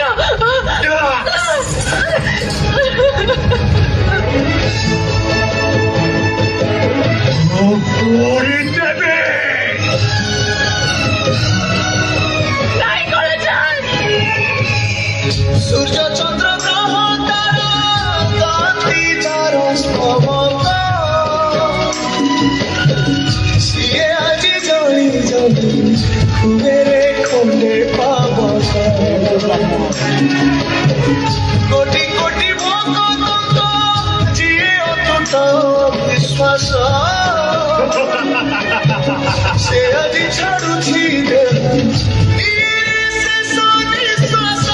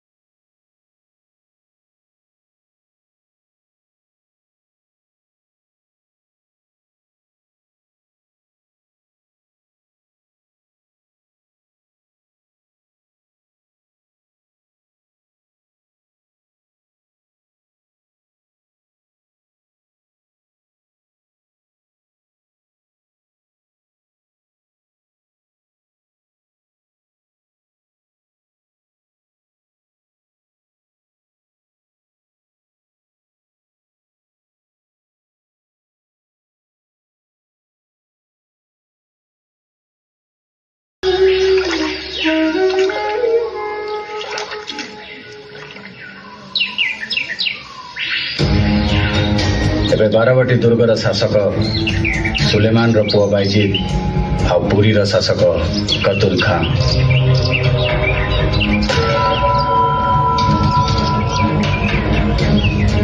ବର୍ତ୍ତମାନ ଠାରୁ ସଂଗ୍ରାମ ଆରମ୍ଭ ନ କଲେ କଳିଙ୍ଗର ସ୍ୱାଧୀନତା ଫେରିବା ଅସମ୍ଭବ।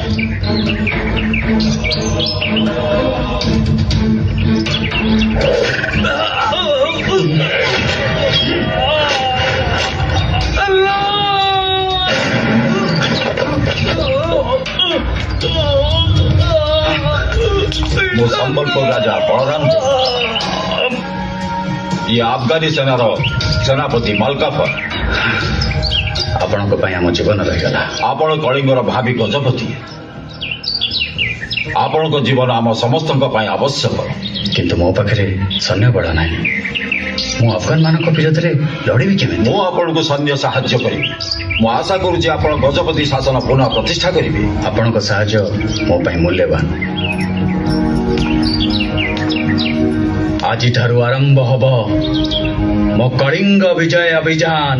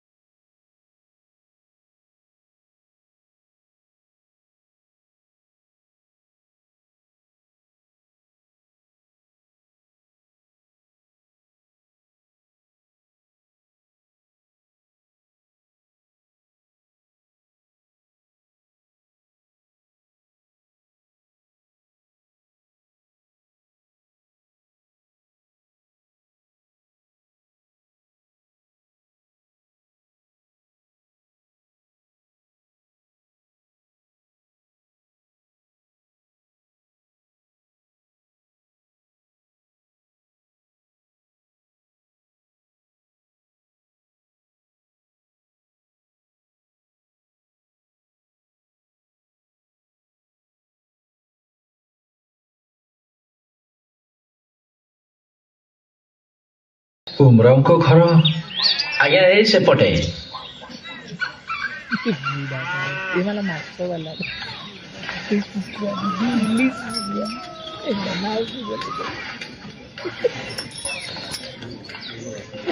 ଜୟ ଶ୍ରୀ ଜଗନ୍ନାଥ। मना पसंद है तेरा से दिल्ली चिक्का ଗୋସେଇ बाबाजी दिल्ली चिक्का ଗୋସେଇ ତମ ନାଁ ଉମରାଓ? ହଁ ଗୋସେଇ, ମୋ ପାଖରେ କିଛି କାମ ଥିଲା କି? ହଁ, ତମେ ଗଙ୍ଗା ନଦୀରୁ ମାଛ ମାର? ହଁ। ମୁଁ ଖବର ପାଇଲି ତମେ କିଛି ଦିନ ହବ 4ଟି ଦରପୋଡ଼ା କାଠ ଆଣିକରି ଘରେ ରଖିଛ।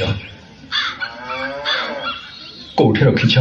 ଗୋସେଇ ଏଇଠି ରଖିଛି।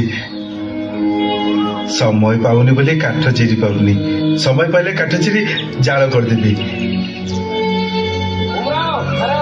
ହଁ ଯାଉଛି। ଗୋସେଇ ତୁମେ ଏଇଠି ଥାଅ, ମତେ କିଏ ଜଣେ ଡାକୁଛି, ତା ସହିତ କଥା ହେଇକି ଆସୁଛି। ହଁ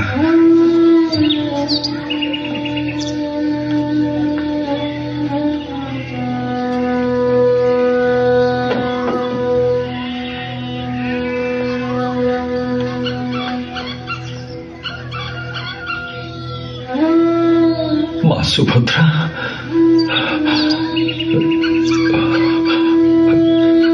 ବଡ଼ ଠାକୁର, ଇଏ ତ ମୋ ପ୍ରଭୁ, ମୋ ଜଗନ୍ନାଥ। ଶାସ୍ତ୍ରରେ ଶୁଣିଥିଲି ତମକୁ ଅଗ୍ନି ଜଳ ବାୟୁ କେହି ବି ଛୁଇଁ ପାରିବେନି, ହେଲେ ପ୍ରଭୁ ପ୍ରଭୁ ଇଏ କଣ ହେଇଗଲା, ଇଏ କଣ ହେଇଗଲା ପ୍ରଭୁ? ମୋତେ ଉପାୟ ଦିଅ ପ୍ରଭୁ, ମୋତେ ଉପାୟ ଦିଅ ପ୍ରଭୁ। କେମିତି ନେଇକି ଯିବି ପ୍ରଭୁ, କେମିତି ନେଇକି ଯିବି? ଗୋସେଇ କାହା ସାଙ୍ଗରେ କଥା ହଉଥିଲ?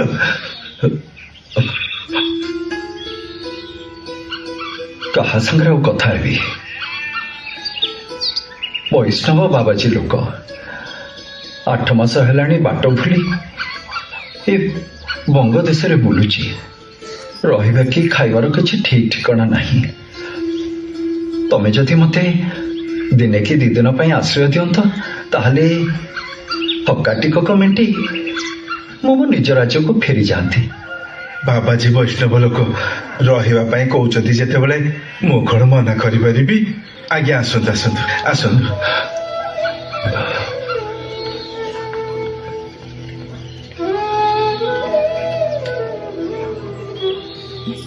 ପ୍ରଭୁ, ମୋ ଜଗନ୍ନାଥ। ओम प्रजापते स्वाहा। इदं प्रजापते माधव माधव वाचिं माधव माधव हरि स्मरन्ति साधव नित्य सकल कार्येषु माधव।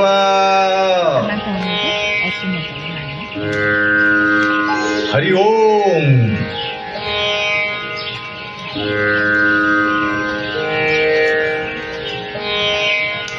ओम भूर्भुवस्व तस्य वितुर्वरेण्यं भर्गो देवस्य धीमहि धियो यो न प्रचोदयात्। एठारे शुभ दियन्तु।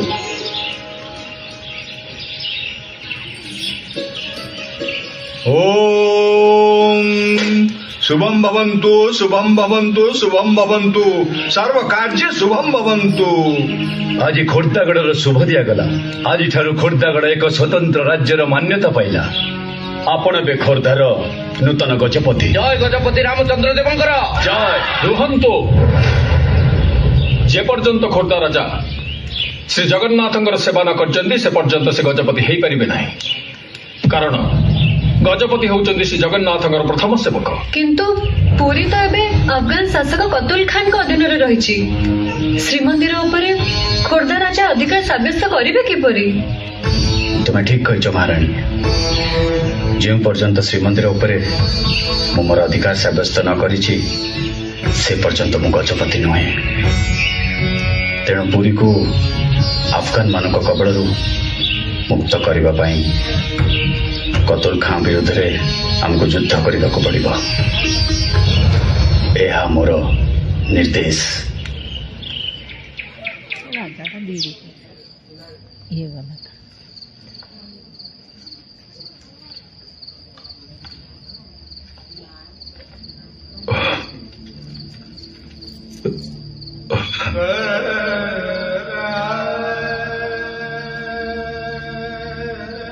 ତମେ ଆଉ କେହି ନୁହଁ, ତମେ ହିଁ ମୋର ଜଗନ୍ନାଥ ପ୍ରଭୁ, ତମେ ମୋର ପ୍ରଭୁ ଜଗନ୍ନାଥ। ହେଲେ ତମକୁ ଏଇଠୁ ନେବି କେମିତି? ମୁଁ ତ ଅସହାୟ ପ୍ରଭୁ, ମତେ ବୁଦ୍ଧି ଦିଅ, ବାଟ ଦେଖାଅ। ମୁଁ ତମକୁ ଏଠୁ କେମିତି ନେଇକି ଯିବି ପ୍ରଭୁ? ଏଠୁ କେମିତି ନେଇକି ଯିବି ପ୍ରଭୁ? କେମିତି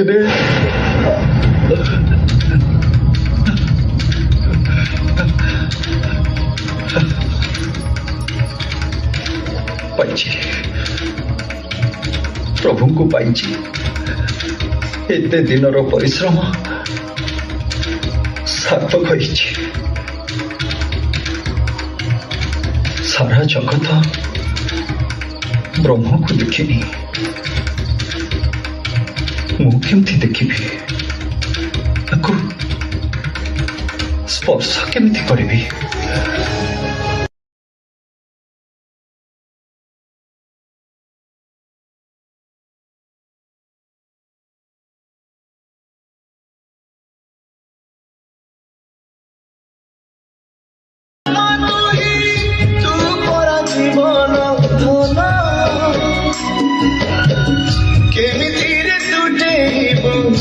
साथे माया बंधन जे ब्रह्म के बेतारे देखिनी तिनी भुवन मिलिगला मगनकु आज से ब्रह्म सन्धान झरी लागी मेघमाला भगती रस मिटी गला लागे सते चातक शोष रंगुणा हातरे आजी कुबेर धन गाउची आकाश माटी गाए पवन भक्त भगवान मिलन रहे महामंत्र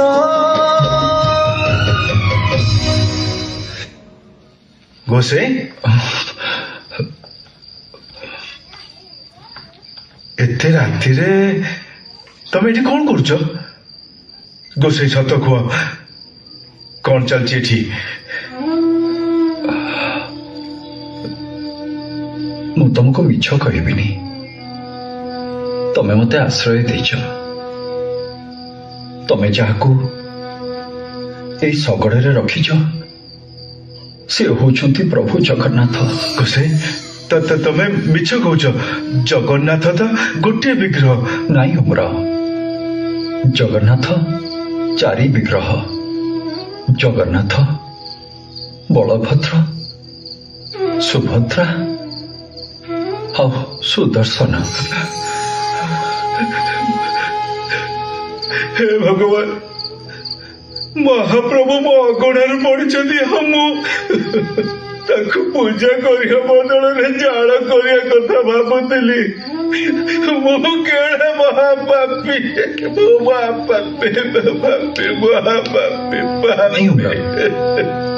नहीं अजानतरे करिथिबा कार्य पापरे गणा हुएनी। ता छड़ा पोड़ी जाइथिबा किंबा भग्न मूर्ति पूजा हुअंतिनी। शास्त्र रे अछि दारू विग्रह को पाताली करा जाए।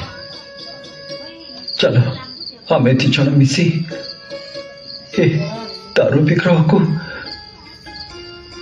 पाताली करिबा। पाताली पाताली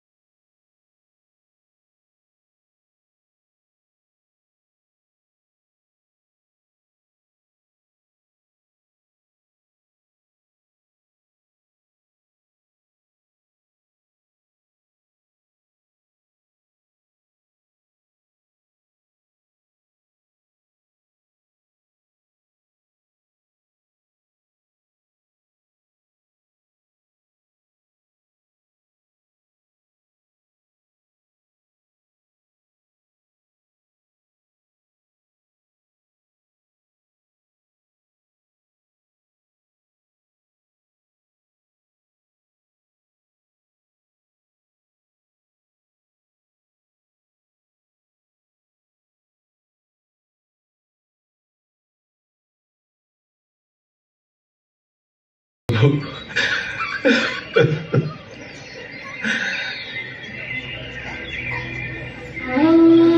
गोसाई आमे तो महाप्रभु को पाताड़ी करदेले बड़ देवल जगन्नाथ आसवे कोठू आसवे निश्चय आसवे मु खाली ए दारू विग्रहर गोटे अंश नहीं जाऊची जदि कौन सी दिन कौ गजपति महाराजा शुभ दृष्टि पड़े ताले प्रभु जगन्नाथ पुणी थे बड़ देवल विराजमान हेबे। गोसाई तमे तमे सत कहूच मु जानी से दिन केबे आसीबो जदि आसे ए जीवन जदि थिबो मु कथा दउची तुमको निश्चय प्रभु जगन्नाथंकर दर्शन करैबी।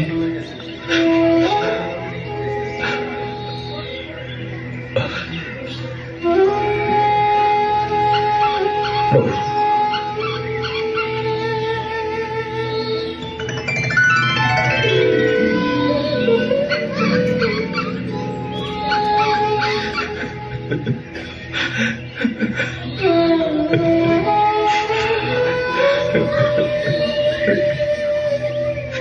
आसुची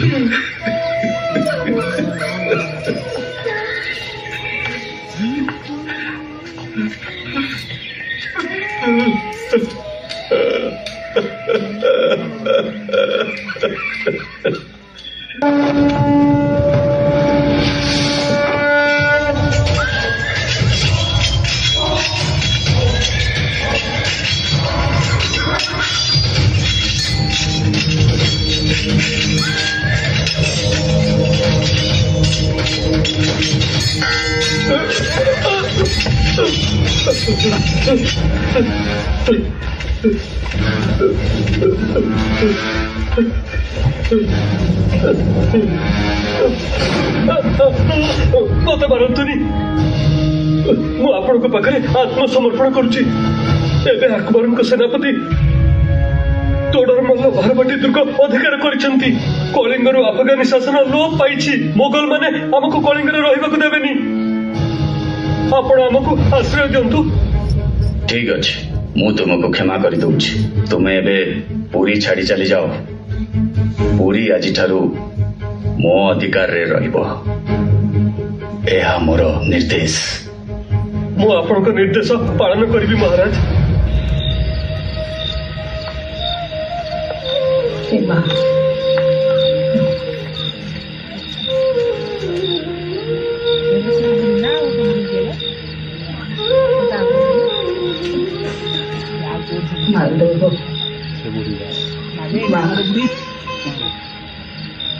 आपण किए गोसाई? मु जने बाटोई। आपण को घरे जदि मते टिके आश्रय मिल जाता। आपण मो घरे आश्रय नेबे? एटा तो मो पाई बड़ भाग्यर कथा। माँ मुंदे पानी मिलिबो? हाँ आड़ुची।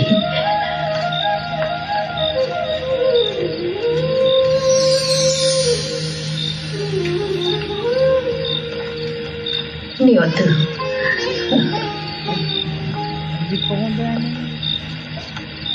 माँ ये धूप दीप टिके मिलिबो? आड़ुची।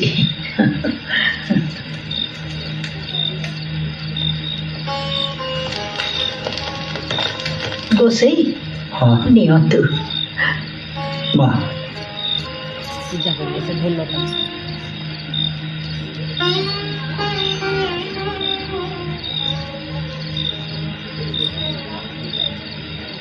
गोसाई आपण कौन सबुदिन एई मृदंग को पूजा करती? मो गुरु दीक्षा देला बेले मते मृदंग देइथिले। से कहिथिले ब्रह्म ही सत्य जगत मिथ्या। तेणु ए मृदंग भितर ब्रह्म अछि बोली भाबी मो सबुदिन ए मृदंग को पूजा करे। अद्भुत पूजा आपण गोसाई। ଆପଣ ରାତିରେ କଣ ଖାଇବେ? ନାଇଁ ମା, ମୋ ପାଇଁ ଆପଣ ବ୍ୟସ୍ତ ହୁଅନ୍ତୁନି। କି କଥା ଗୋସେଇ, ମୋ ଘରକୁ ଆସିକିରି ଖାଲି ପେଟରେ ଶୋଇବେ ନା? ଘରେ ଯାହା ହେଇଛି ମୁଁ ନେଇ ଆସୁଛି, ତାକୁ ଖାଇଦେବେ।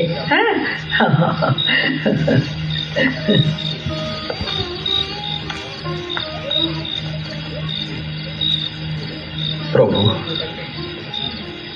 ଏ ସବୁ ତମରି ଲୀଳା।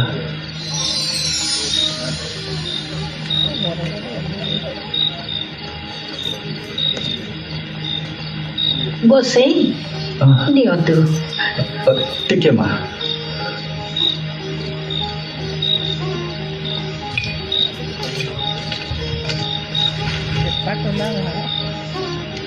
ଦିଅ ମା। ଏ କଣ ଗୋସେଇ? ଠାକୁରଙ୍କୁ ସମର୍ପଣ ନ କରି ମୁଁ ଖାଦ୍ୟ ଗ୍ରହଣ କରେନି। ଏ ଭାତ, ଡାଲି, ଏ ଟିକକ ଶାଗ ଭଜା, ୟାକୁ କଣ ତମ ଠାକୁର ଖାଇବେ? ଭାବର ଠାକୁର ସିଏ।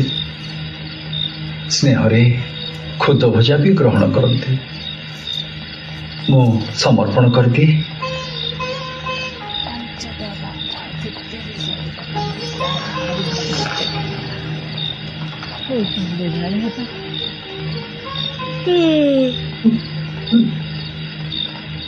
ଗୋସେଇ, ଇଏ ତ ମହାପ୍ରସାଦର ବାସନା।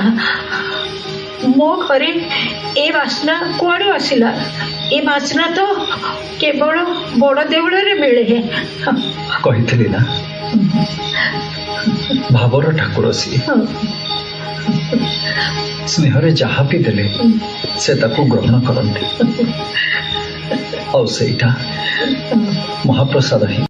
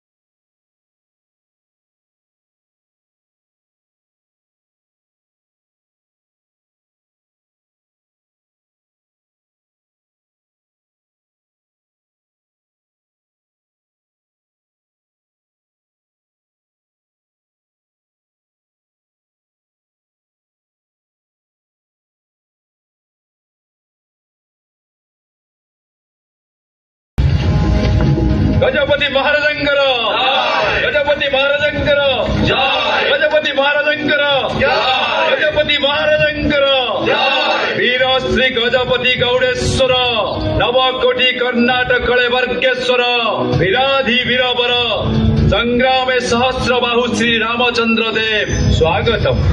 ମୁଁ ଆପଣମାନଙ୍କର ଅଭିବାଦନ ଗ୍ରହଣ କରୁଛି।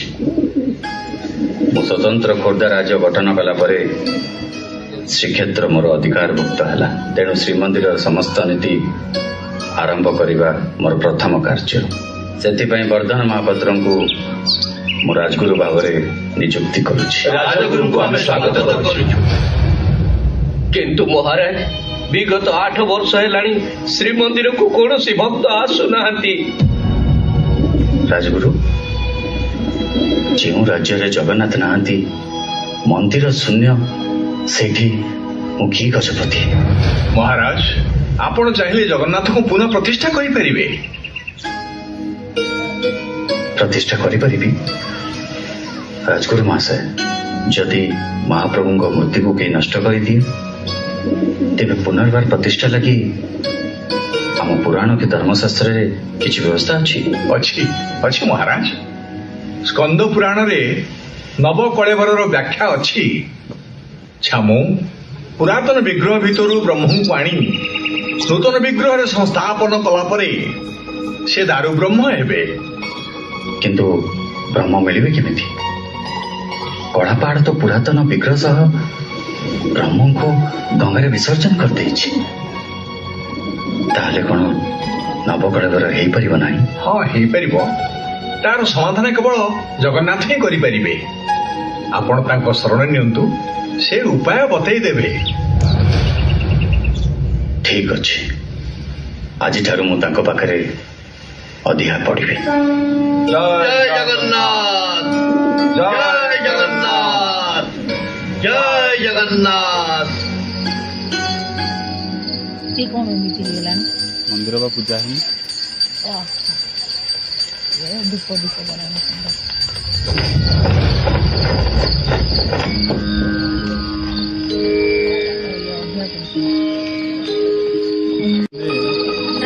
ଭଲ ସିନରେ ଫୋନ କରୁଛନ୍ତି। କିଏ ଫୋନ କରୁଥିଲା? ମୁଁ ବ୍ରହ୍ମ ରୂପରେ ଗଡ଼କୁଜଙ୍ଗରେ କୁଞ୍ଜ ବିହାରୀଙ୍କ ମନ୍ଦିରରେ ପୂଜା ପାଉଛି।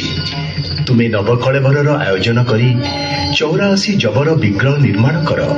ନୂତନ ବିଗ୍ରହରେ ବ୍ରହ୍ମ ସଂସ୍ଥାପନ କରି ମୋତେ ଶ୍ରୀମନ୍ଦିରରେ ପ୍ରତିଷ୍ଠା କର।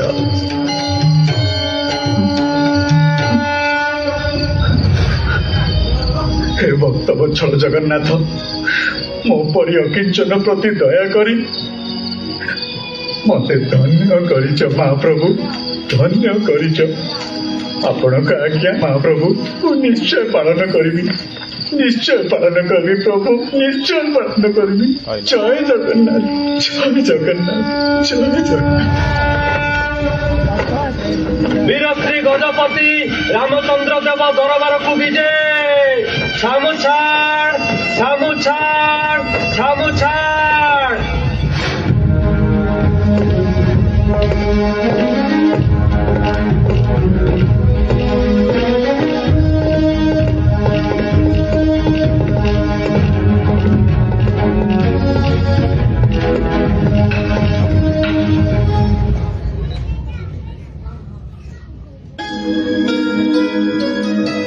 ଦରବାରରେ ଉପସ୍ଥିତ ସମସ୍ତ ସଭାସଦ ମାନଙ୍କ ଆଗରେ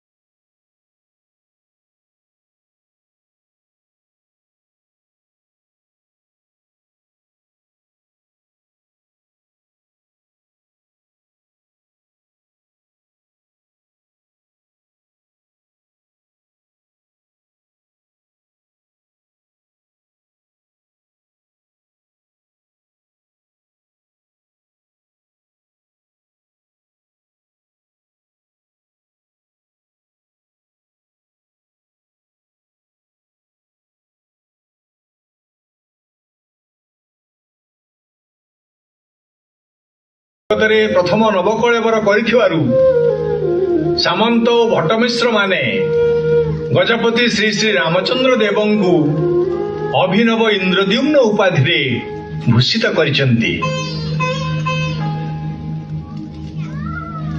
ଆମେ ପ୍ରଭୁଙ୍କ ସମ୍ମୁଖରେ ଘୋଷଣା କରୁଛୁ ଶ୍ରୀକ୍ଷେତ୍ରରେ ଷୋଡ଼ ଶାସନର ପ୍ରତିଷ୍ଠା କରିବୁ।